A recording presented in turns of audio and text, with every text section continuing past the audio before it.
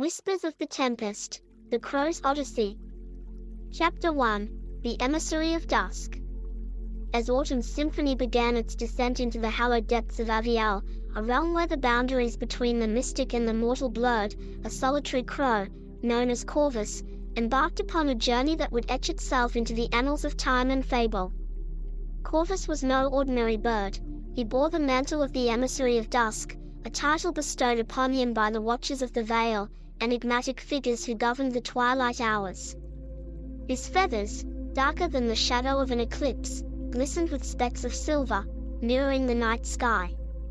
On this particularly damp evening, as the rain whispered secrets to the earth and replenished the aching roots of slumbering trees, Corvus took flight. His destination was unknown even to him, guided only by the ancient rhythms that pulsed through his veins and an instinct as old as the wind itself. Below him, the world was awash with the burnished hues of autumn. Leaves adorned in gold and crimson danced their final waltz upon the breeze, while the air was rich with the scent of petrica, the perfume of the first rain upon the thirsty soil. Corvus's wings cut through the drizzle, each droplet sizzling upon his mystical plumage like fleeting moments of time. His sharp eyes, reflective as obsidian mirrors, were drawn to the radiance emanating from a lonely cottage nestled at the edge of the whispering woods. As he descended, his presence commanded the attention of all creatures dwelling within. From the fox taking refuge under the bracken ferns to the wise old owl perched in the hollow of the weeping willow, a silent acknowledgement of respect was conveyed through the language of the wild. The cottage door creaked open, and an old woman appeared, her hair like strands of spun moonlight, her eyes as deep as the lore they contained. She was known simply as the Story Weaver, a guardian of tales and keeper of the realm's heartbeat. "Ah, Corvus," on the wing even amidst the tears of the sky, she greeted, her voice a melody that seemed to intertwine with the patter of the rain. Corvus tilted his head, regarding her with an intelligence that transcended the divide between species. The Story Weaver smiled, extending a gnarled hand upon which he gently alighted.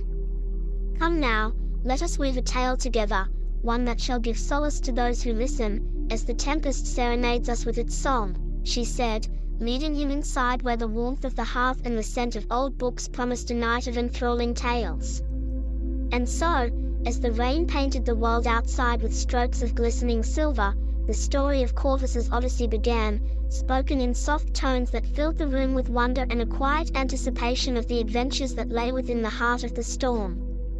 Chapter 2, The Lore of Leaves. The fire crackled with a comforting rhythm in the Story Weaver's hearth, casting a golden glow over walls lined with shelves of books, each a compendium of lore, fable, and history. Corvus, the Emissary of Dusk, perched on the back of a worn leather chair, watched the old woman as she brewed a pot of tea, its steam rising like spirits in the dance of warmth. "Your visit is timely, Corvus," the Story Weaver began, her gaze distant as if she could see through the veils of reality to a story yet untold. "For the leaves of Avial are not just succumbing to the call of the seasons. They bear a prophecy, fluttering on the edges of their withering forms." She reached into the folds of her robe, producing a single leaf, its edges tinged with the red of dying embers. This one fell at the stroke of midnight, bathed in the silver of the full moon. It speaks of change, of endings and beginnings, of a cycle that must complete before the new dawn. Corvus ruffled his feathers, a gesture of intrigue, for he was bound by his very nature to the twilight and the turning of days into nights. The Story Weaver placed the leaf into a delicate porcelain cup and poured the hot water over it. "Watch," she whispered. As Corvus and the Story Weaver watched, the leaf unfurled in the water, its color bleeding into the clear liquid, turning it a deep, golden red. Images began to form on the surface, a tapestry of moving scenes that depicted the landscapes of Avial shifting and changing. Forests of ancient trees began to walk, their roots lifting from the earth like the legs of giants. Mountains sighed, their snowy mantles shaking as they moved to new realms. Rivers sang new songs, carving fresh paths through the meadows, and the creatures of Aviel conversed in hushed tones about the awakening of something old and powerful. "The leaf of lore speaks of your journey, Corvus," said the story weaver. "Aviel awakens, and with it, a relic from the age before time has stirred. You must find the Heartstone, the crystalline core of this realm's magic." Corvus called softly, a sound that resonated with the very essence of the night. He understood the gravity of his quest. The Heartstone was a legend, spoken of in whispers, for it was said to be the source of the ancient magic that wove together the fabric of their world. The story weaver stood, moving to a large, bound book that lay on a pedestal. "This tome," she said, laying her hand on its cover, "contains the tale of the last time the Heartstone was seen in the world of Aviel. It will guide you, for the past often illuminates the path we must tread in the present." With a gentle gesture, she beckoned Corvus to follow her, and together they turned the pages, diving into the tale of a world that hovered on the cusp of change, with a crow at the heart of the unfolding fable. The rain outside seemed to listen, to pause, as if granting them the silence needed to understand the journey ahead. And within that hallowed space, Corvus set his sights on the morrow, where his wings would carry him towards a destiny foretold by the falling of a leaf. Chapter 3: Whispers of the Willow. In the heart of Aviel's sprawling verdancy, where the forest held dominion over land and beast, there stood a willow. It was ancient, grander than any castle, its leaves whispers of the world's deepest secrets and its roots the keepers of time.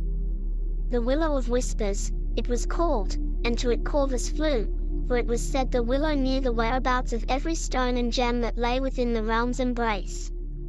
As dawn's first light painted the sky in hues of blush and gold, Corvus arrived at the base of the willow. The tree's presence was overwhelming, its energy pulsating in the crisp morning air.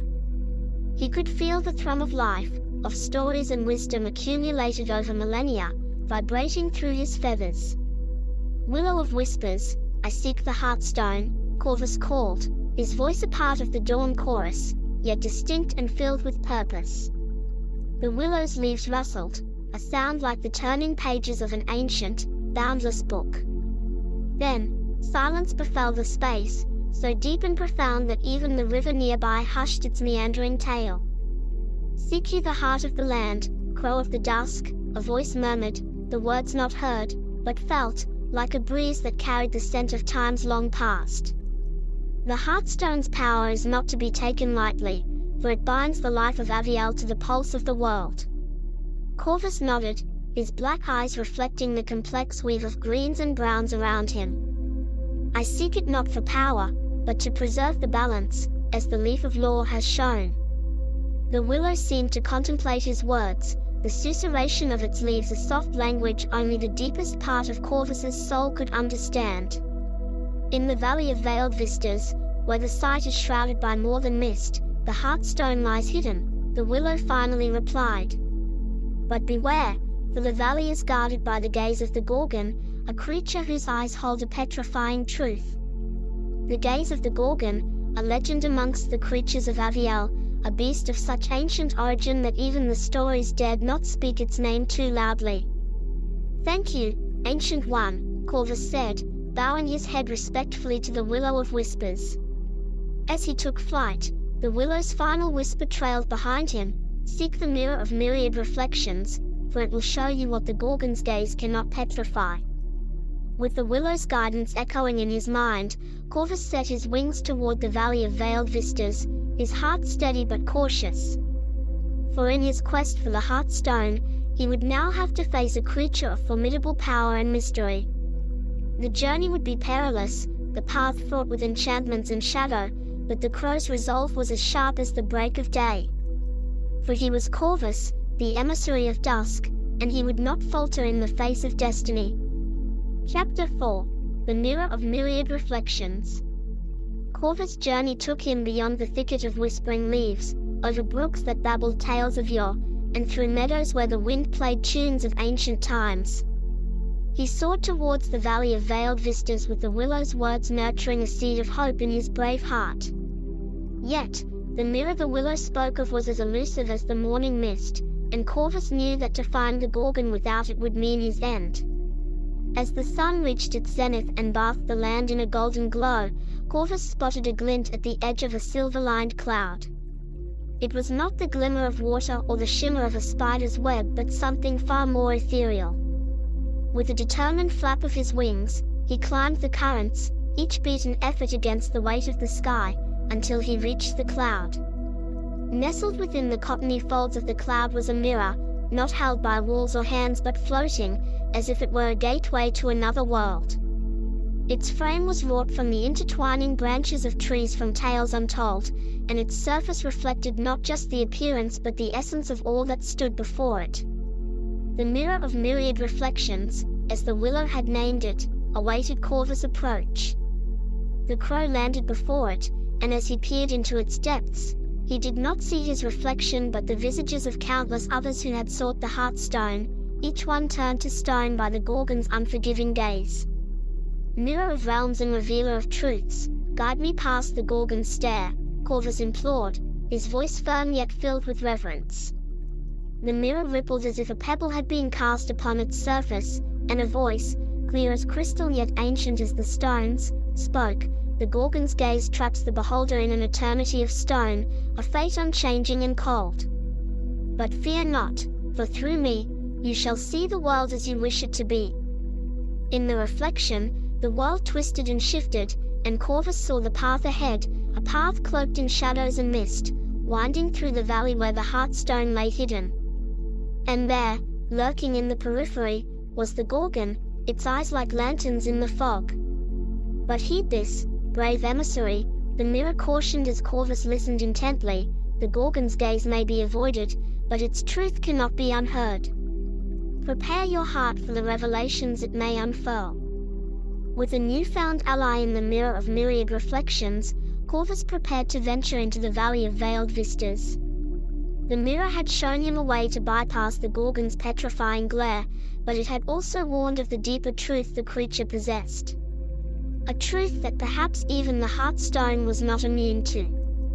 The descent into the valley was silent, save for the beat of Corvus' wings against the whispering winds. The emissary of dusk carried with him the courage of the skies and the wisdom of the ancients. His heart, while cautious, thrummed with the steadfast rhythm of a creature unafraid to face the unknown for the sake of his realm. And so, with the mirror tucked safely under his wing, Corvus entered the Valley of Veiled Vistas, where destiny awaited. Chapter 5: The Gorgon's Lament. The Valley of Veiled Vistas was shrouded in a silence profound and pervasive. The kind of silence that seems alive, that breathes with the spirits of those who had come before and failed. It was here that Corvus, with the mirror of myriad reflections clutched tightly, moved like a shadow amongst shadows, his eyes never lingering on any one thing, lest the Gorgon's gaze catch him unawares. As twilight's mantle began to fall, the Gorgon slithered through the valley, its form a grotesque tapestry of scales and sorrow. The creatures of the valley had long fled, knowing well the paralyzing fate that accompanied the creature's cursed eyes. All except for Corvus, who stood resolute, the mirror his silent sentinel. The Gorgon's eyes wept tears that turned to stone upon touching the ground, a garden of statues bearing testament to its despair. For centuries it had wandered, a prisoner to its power, its heart aching for connection, for a soul unturned by its dreaded curse. Who dares tread my mournful domain? The Gorgon's voice echoed, a melody of melancholy and menace.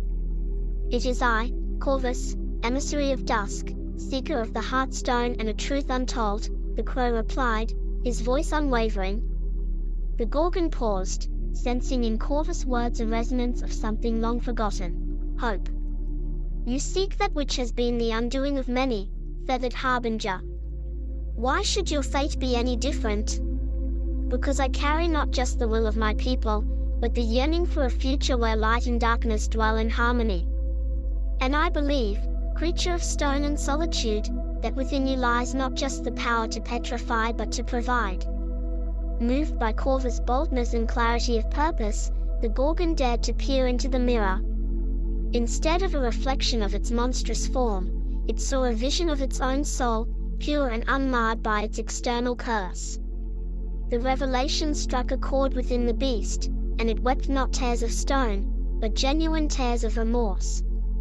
Many moons have waxed and waned since I gazed upon anything but the statues of the fallen, the Gorgon lamented. In you, brave Corvus, I see the possibility for redemption, for an end to this cycle of stone and sorrow. With a motion that spoke of both trepidation and trust, the Gorgon extended a scaled hand towards Corvus, a silent invitation to reveal the hidden path to the Heartstone. Corvus, guided by the mirror's insight, navigated through the treacherous terrain, his heart pounding with the promise of the approaching dawn. The Gorgon, witnessing the world through new eyes, slithered beside him, its own heart beginning to beat to the rhythm of redemption. Together, they reached the heart of the valley, where the Heartstone lay pulsing with a light that wove through darkness like a silver thread. The journey had led to this singular moment, where the fate of many would be decided by the courage of one. And it was there, in the presence of the Heartstone, that Corvus and the Gorgon stood, two beings bound by a quest for balance, ready to face the revelations that awaited. Chapter 6. Whispers of the Ancients.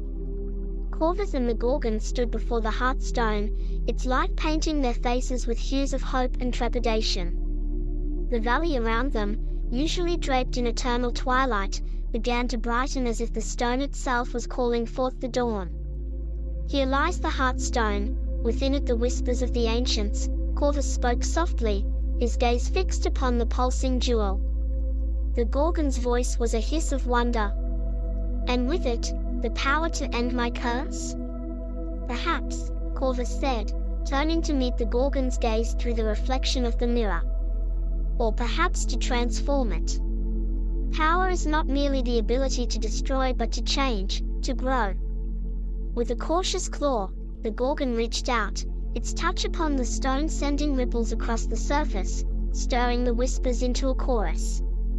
The voices of the Ancient Ones, entities who had shaped the very fabric of their world, began to fill the air. They spoke of times when the land was young, of battles fought and alliances forged, of the rise of darkness and the promise of light. Corvus listened, his heart a vessel for their tales.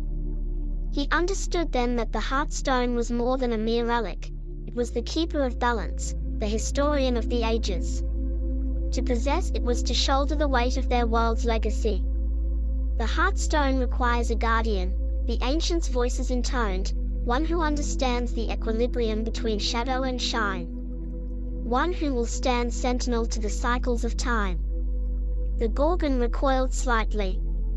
I am bound to stone, a creature of the night. How can I be the guardian of such a force? Corvus' feathers ruffled in the rising wind, a wind that seemed to carry the scent of new beginnings. Perhaps it is not about what you have been, but what you can become. Your curse was born of fear and misunderstanding. But within you is the strength to forge a new narrative, one of guardianship and guidance.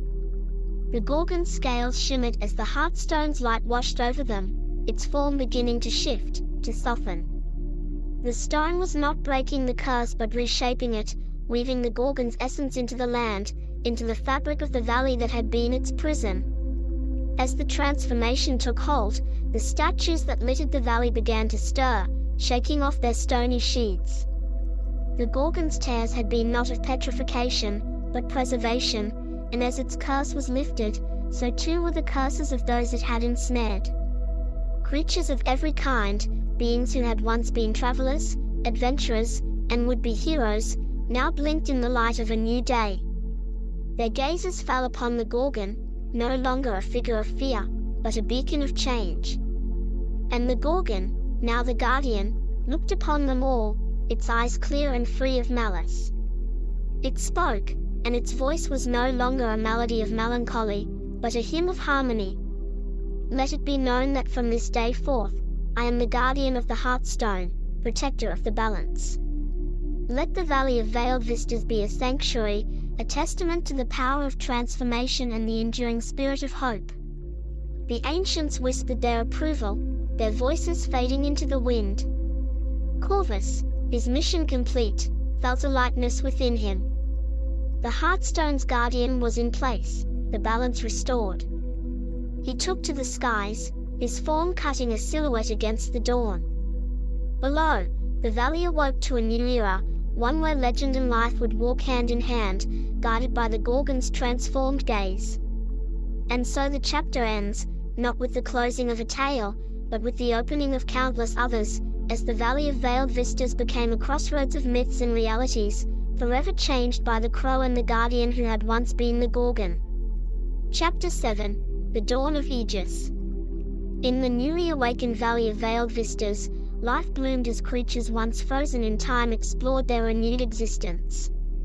The Guardian, shedding its past, stood watch by the Heartstone, now known as the Aegis of the Ancients. Corvus flew over this transformed land, witnessing the birth of an era where myths mingled with the everyday.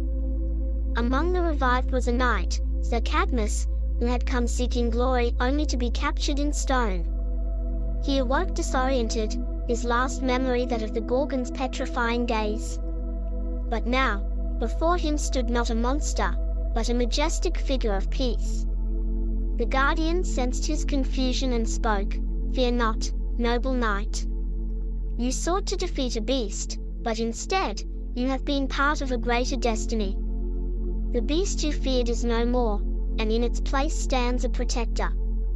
Sir Cadmus, grappling with this new reality, knelt before the Guardian. "I offer my sword to you, Guardian of Aegis. Let me be a champion of this sanctuary."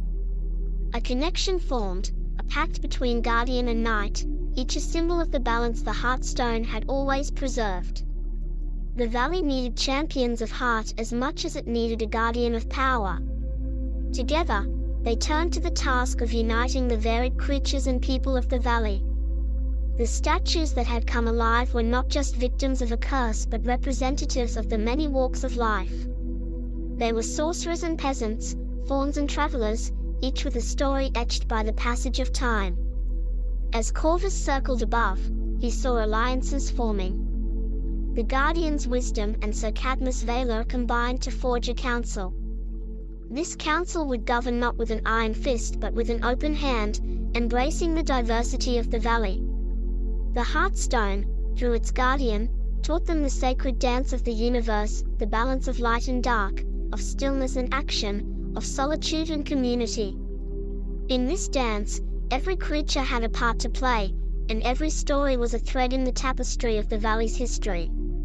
In the evenings, when the sun dipped low and the shadows stretched long, the Guardian would share tales of the ancients, of the stars that watched over them, and the earth that cradled them. The Heartstone pulsed gently under the night sky, a beacon for those seeking guidance. Corvus, perched atop an ancient oak, pondered the journey that led to this moment. He thought of the trials and the revelations, of the silence of his solitary flights, and the cacophony of the council's meetings. It was a symphony of existence, each note essential to the whole. The Valley of Veiled Vistas, once a place of whispers and warnings, now sang with the voices of those reborn. The Heartstone's glow touched each life, binding them in a silent promise to honor the past, live the present, and nurture the future. And as the moon rose high, painting the landscape with a silver sheen, the stories continued. Each tale spun from the Heartstone was a spell of protection, a shield against the darkness that lurked beyond the valley's borders. For the Aegis of the Ancients was not just a safeguard against evil, but a celebration of life in all its forms, a testament to the enduring legacy of those who had walked the land before and the paths that lay open to those who tread it now.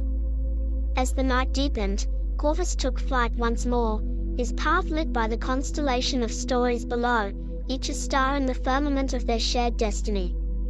Chapter 8: Whispers in the Willows. As the new day dawned, whispers weaved through the willows.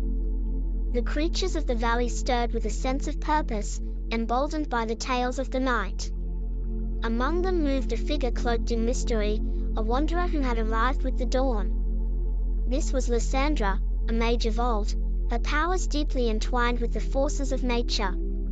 She had felt the shift in the world's fabric, the pulsing of the heartstone from leagues away, and followed its call. Her eyes, reflecting the verdant hues of the forest, scanned the landscape with both wariness and wonder. The guardian sensed her presence, an ancient energy akin to its own. "Welcome, Lysandra of the Greenwood," it intoned, its voice resonating with the hum of the earth. "Your path has been long, but here you will find respite and perhaps a new purpose." Lysandra approached the heartstone, her hands reaching out to its warmth. "I have walked through centuries, my heart heavy with knowledge. I come to share this burden and to protect the legacy of the ancients." The guardian nodded, its form shimmering like a mirage. "Your wisdom will be a beacon for us, as we strive to build a sanctuary not only of safety but of enlightenment. The council shall benefit from your counsel." Thus, Lysandra joined the council, her presence a bridge between the arcane and the tangible. Her first act was to convene the Whispers of the World, a gathering of the elements that she commanded with a whisper. Water, air, earth, and fire responded, spiraling around the heartstone, their dance a spectacle of unity and power. This convergence was not just a show of strength but a binding of the valley's heart to the elemental spirits.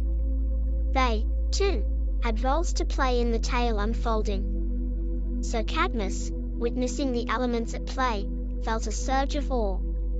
"Your command of the natural world is unparalleled, Lysandra. With you among us, our defenses are manifold." Lysandra's eyes gleamed with a fierce light. "We defend not against a foe of flesh and blood but against the threat of imbalance. Our truest enemy is the disruption of harmony." Her words resonated with each member of the council, for they understood that their vision for the valley must extend beyond mere survival.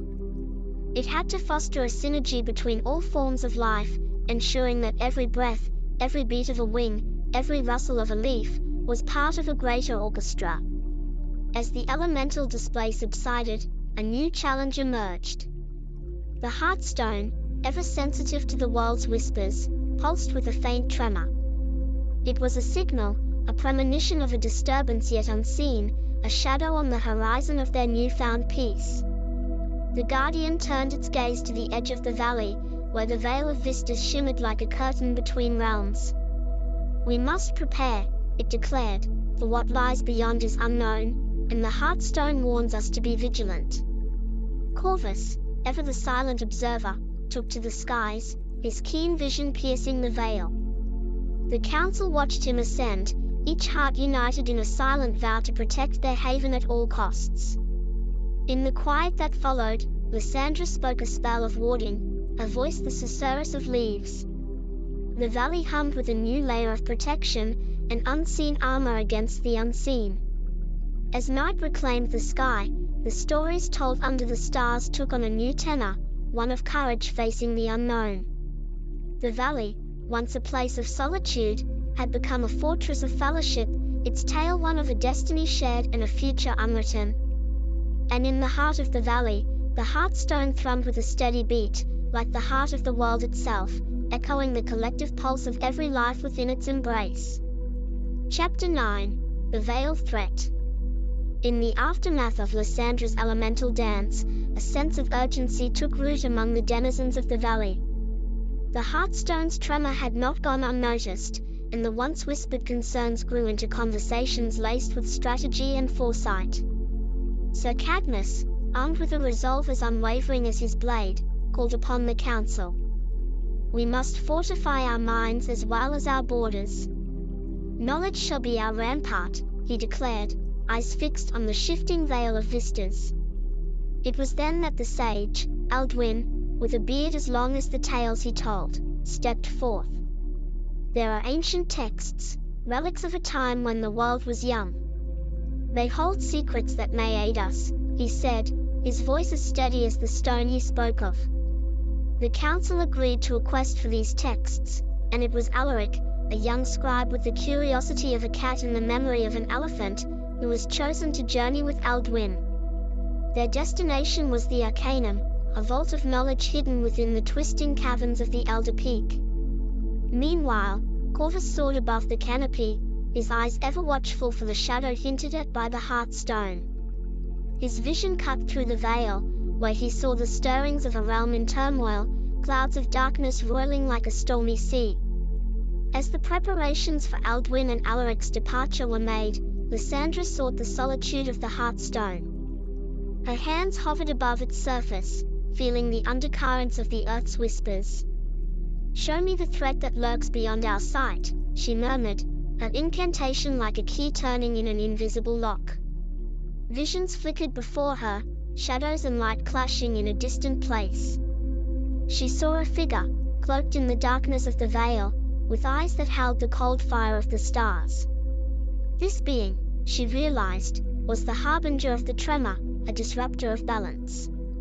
Lysandra withdrew from the vision with a start, her breath quickened by the revelation. We face more than just darkness, we face a force that seeks to unravel the threads of fate, she confided in the Guardian. As the day of departure dawned, Alduin and Alaric set forth with the blessings of the Council. The pair ventured into the unknown, their path lit by the glow of Alduin's staff and the fire of their shared determination. The Guardian, bearing the weight of centuries, watched them go. "The threads of fate are many," it mused aloud. "May they weave a tapestry of triumph against the looming shadow." Nightfall brought with it a gathering of all inhabitants, from the smallest mouse to the mightiest dragon.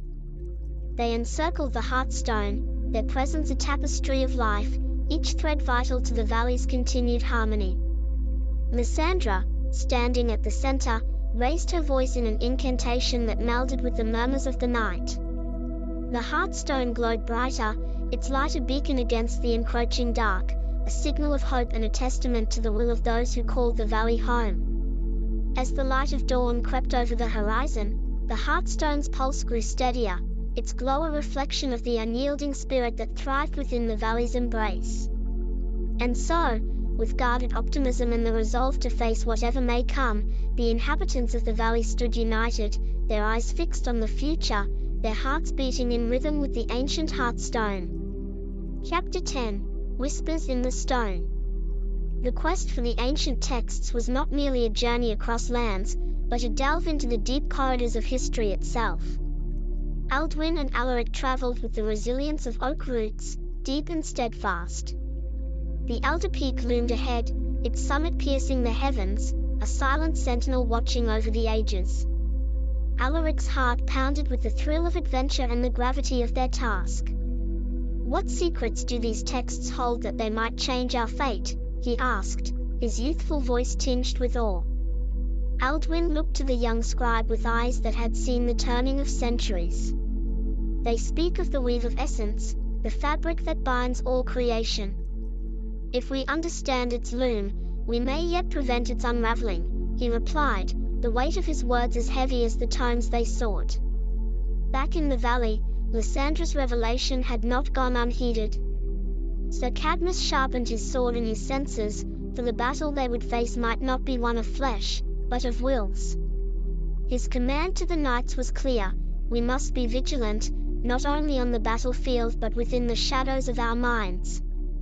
At the hearthstone, the Guardian stood in silent communion, its thoughts a cascade of ripples across time. It sensed the Vale's unrest, a turmoil that threatened to spill into their realm. "We must prepare for the confluence of fates," it intoned, its voice barely a whisper, yet it carried the strength of mountains. The preparation took many forms. Alchemists brewed potions of clarity, blacksmiths forged shields imbued with runes of protection, and the Council of Mags convened, their spells weaving an intricate lattice of safeguards around the valley. Corvus, perched high upon the Watcher's roost, kept his gaze fixed upon the swirling veil. The crows, his kin, formed patterns in the sky, reading the omens on the winds. Their calls were the threads of a story only the ravens could read, a tale of caution and the anticipation of a storm. As the elder peak's shadow grew longer with the setting sun, Alduin and Alaric faced the mountain's gate, a maw that seemed to consume light itself. The arcanum awaited within, its secrets shrouded by the dust of eons. The knowledge we seek will not yield itself easily, Alduin cautioned, his hand resting upon the ancient stone. The arcanum protects its wisdom with more than locks and keys. Alaric nodded, his resolve steeling. Then we shall be as the river that shapes the canyon, persistent and patient. The two ventured into the darkness, the silence of the mountain swallowing their footsteps. Alduin's staff lit the way, casting shadows that danced like specters on the walls. Each step was a word in the story of their quest, and they were determined to read it to the end. In the valley, the people gathered their courage like kindling for a fire against the coming cold. The night was no longer a blanket of peace, but a canvas for fears to paint upon. Lysandra felt the heartstone's pulse beneath her palms, its rhythm syncing with her own heartbeat. She whispered a vow, as the heartstone stands, so too shall we. Her words were a pledge, a beacon for the hopes of all who heard it. And with that, the night passed, the heartstone's glow a silent guardian against the tide of uncertainty, its light a promise of the dawn's return. Chapter 11. The Loom of the Worlds. In the depths of Alder Peak, Alduin and Alaric encountered carvings that told stories older than the hills. Runes glowed with an ethereal light, revealing the paths walked by the ancients. The deeper they ventured, the more they realized that these caverns were more than stone. They were the bones of the world, the framework upon which reality was built. Alaric traced his fingers across the runes, whispering incantations that unraveled the knots in the tapestry of magic concealing the passages ahead. These symbols, they are not just markings. They pulse with the weave, he said, his voice full of wonder. Alduin nodded, his eyes reflecting the arcane luminescence. The weave connects all things. It is the fabric that the fates use to stitch the tapestry of life. Here, at the heart of Alder Peak, it is at its strongest. Above ground, in the valley, Lysandra convened with the Council of Mags at the Heartstone. They pooled their magics, sending forth tendrils of power to seek out Alduin and Alaric, to provide guidance and protection. The Heartstone throbbed with energy, its light piercing through the veil between worlds. Their journey is more than a quest for knowledge, it's a battle against the unraveling of all we hold dear, Lysandra declared, her words echoing with a power that was not entirely her own. The Guardian, a silent monolith beside her, thrummed in agreement, its presence a comforting force against the shroud of uncertainty. Meanwhile, Sir Cadmus patrolled the valley with a detachment of knights, their armor glinting under the starlight. They were the physical shield against the darkness, the strength and sword of the land. Each knight carried within them the stories of their people, a reminder of what they were fighting to protect. Corvus, the Raven Master, now strode through the evening mists, his crows a vortex of shadows above him. He sought the signs and portents that might reveal the nature of the looming threat. His heart beat in sync with the rhythm of the wings in the air, a drum of impending fate. Deep within Alder Peak, Alduin and Alaric came upon a chamber vast and grand. Here the weave was visible to the naked eye, strands of energy flowing like a river of stars. At the chamber's center stood an altar, upon which lay the ancient texts they sought. The weave here is frayed, Alduin noted, his fingers hovering over the glowing strands. We must mend it, or the fabric of our world will tear. Alaric approached the altar with reverence, his hands trembling as he reached for the texts. The moment his skin touched the ancient parchment, a surge of knowledge flooded his mind, a chorus of voices from the past, guiding him, teaching him the secrets of the weave. Back in the valley, a tremor ran through the land. The people looked up, fear etched into their features, but Lysandra's voice rose above the tumult. Fear not the shaking of the earth, she called out. It is the old magic waking once more. Stand firm, as the Heartstone stands firm. The Guardian's voice, though seldom heard, rumbled like the deepest cave. The threads of destiny are converging. Be ready, children of the valley. As the tremor subsided, a sense of determination settled over the land. Each inhabitant of the valley, from the youngest child to the oldest elder, felt a part of a larger whole. They were threads in the tapestry, and together, they would stand against whatever darkness sought to unravel their world. Chapter 12: The Binding of the Veil. In the shadowed hall of Elder Peak, Alduin and Alaric stood before the grand altar, their hearts in unison with the pulsing weave. The ancient texts lay open, their pages a whisper of long-forgotten lore. It was in this moment, this breath between worlds, that the destiny of the valley would be sealed. Alaric's voice rose in an incantation, ancient and lyrical, a melody that weaved through the strands of reality. Alduin's hands moved with grace, his gestures guiding the flow of the weave, mending it stitch by mystical stitch. Above, the stars seemed to hold their breath, and the valley lay still. Lysandra, standing firm at the hearthstone, her eyes closed, felt the swell of magic, a tide that washed over soul and stone. The Guardian stood sentinel, its form a bastion against the encroaching dark. In that profound moment, a cascade of light spilled from the hearthstone, its rays reaching out to touch every corner of the valley. The people looked on as the tremor from before now blossomed into a warm embrace, the fear in their hearts giving way to hope. Sir Cadmus, atop the valley's ridge, felt a surge of valor. His knights, sensing the shift, raised their swords in salute to the stars, their blades catching the celestial light. And then, a silence, deep and encompassing, fell upon Elder Peak. Alaric's chant reached its crescendo, and with a final, deft motion, Alduin tied the last knot in the weave. The chamber glowed with a serene light, the fractured threads of the weave now whole, the fabric of reality restored. A hush blanketed the valley as the hearthstone's light dimmed to a soft glow. The Guardian's eyes shone for a brief second, acknowledging the balance that had been restored. Alduin and Alaric, now forever bound to the legacy of the ancients, felt a peace settle within them. They had faced the unraveling of their world and had emerged not just as scholars, but as the weavers of fate themselves. Corvus, under the knight's embrace, watched as his crows returned to roost, their black feathers merging with the dark. He knew the signs had been read, the portents addressed. The valley would sleep soundly this night, and many nights to come. As dawn's first light crept over the hills, it found a valley reborn. Children awoke with smiles, the knights rested with a newfound tranquility, and the Council of Mags sensed a deeper connection with the magics they wielded. The tale of Alduin, Alaric, and the valley was one that would be told through the ages, a story of courage, unity, and the power of belief.